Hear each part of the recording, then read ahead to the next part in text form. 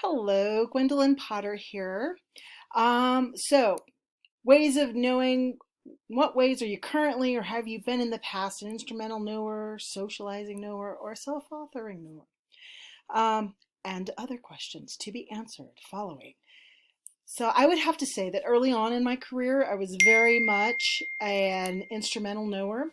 Um, right, and I do mean early on. So my first several years, I wanted to know what was the right way to do things. How do I teach this? What's the right way to teach it? How do I go about it?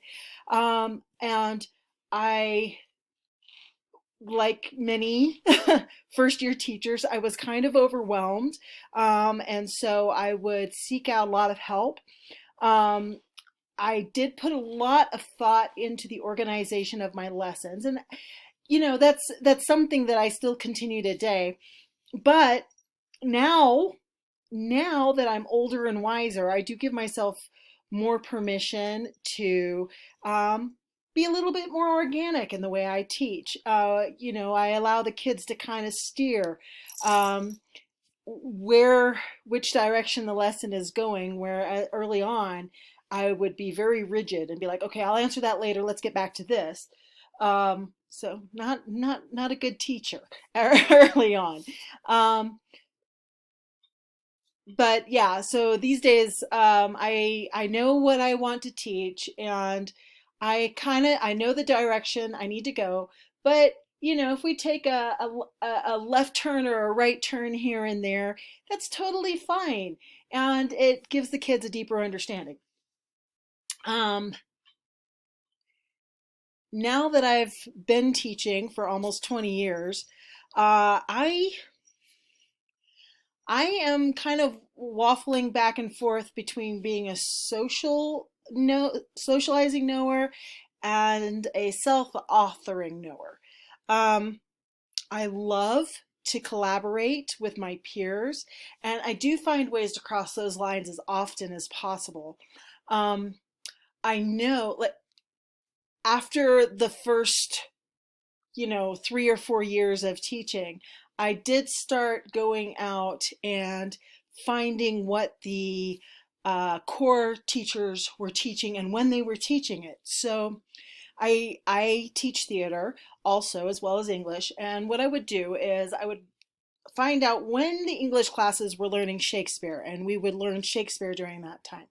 I would find out when the math classes were working on ratios, and we would do a project where the kids would do a a ratio project for a set design. Um, find out when the science class was learning about reflection and refraction of light, and do a light project at that time, or a light lesson at that time. Most of my colleagues loved it. I will tell you, I had one colleague, the science teacher, corner me in the hall one day and read me the riot act for teaching reflection and refraction. I guess she didn't know that I was doing this, and how dare I take away her lesson. And this is where I started becoming a self-authoring knower, was this particular incident, because I realized in that moment that she wanted to be the sage on the stage. It's like, I know everything. And it's like, wow, isn't it great that the kids already know this and they can work off of this and you can take them further? And I I just moved on. I didn't let her angst spoil my joy that the kids were getting what she was teaching.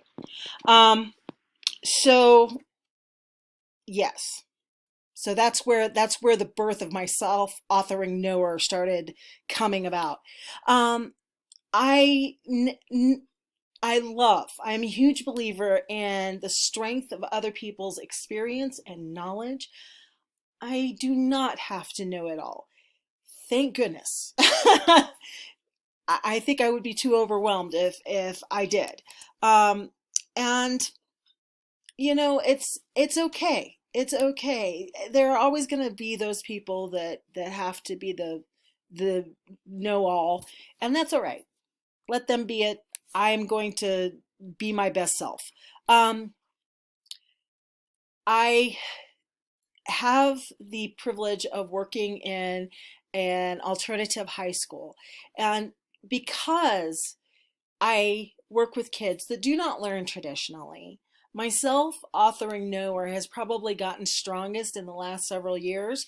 Um, because what we do, how we teach, and what we teach is for the kids. It's not for administration. It's not for that teacher who has to know it all. It's for the kids. And if we can reach those kids, then that's what's the important thing. Um, and because I work in an alternative high school, I don't feel tied to traditional learning. I can pull stuff from anywhere and everywhere. If it reaches those kids, then that's the most important thing. Now, as far as leadership stances go, I liked this quote in the book, and I'm just gonna share this quote. It said, "While individuals may predominantly need or prefer a particular form of learning, we must keep in mind that all individuals and groups also have a need for different forms of learning." And I loved that. It's like, look, I appreciate that you lean more this way, but in this moment, at this time, this is what you need. It's like that tough mama love, that we give our kids. I know you like candy, but you need an apple right now. um, and it's that recognition that sometimes you have to step out of that box of comfort and pivot to be effective, to be an effective teacher and an effective leader. Um, right now, currently at my school that I'm at, I do not have any real leadership responsibilities apart from my own classroom. I am hoping to get more in the future. That's one of the reasons that I am taking this course.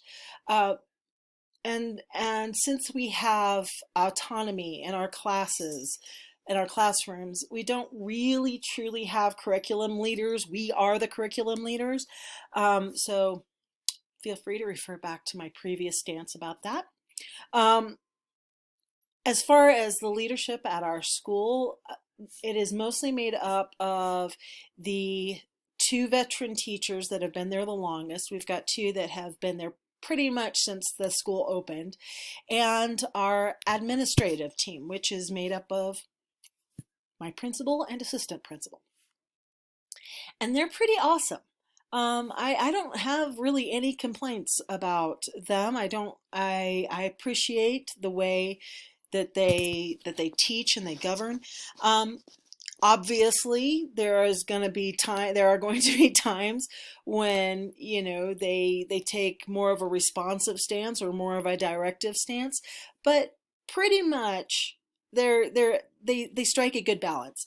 um, you know when we all have to show up for the PLCs and participate, that's a time that they're leaning in a particular direction. um, Generally, though, they are excellent facilitators, uh, uh, as we work through the discussions that we have in our staff meetings. They always ref have us reflect on our student learning. There's always a clear agenda. We have it right in front of us, so they're not shooting from the hip. Um, and as you need to do, they ask the difficult questions. How can we reach these kids better? Where are the issues? What's going on? Um, and as we go through that, they expect us to build on our own understanding, and they are respectful about our input. Might not always agree with our input, but they're respectful that we do. Uh, uh, and that's pretty much where I am. Um, I love it. It's a good place to be, and I'm excited about continuing to learn and learning how to lead. So that's me. All right. Thank you.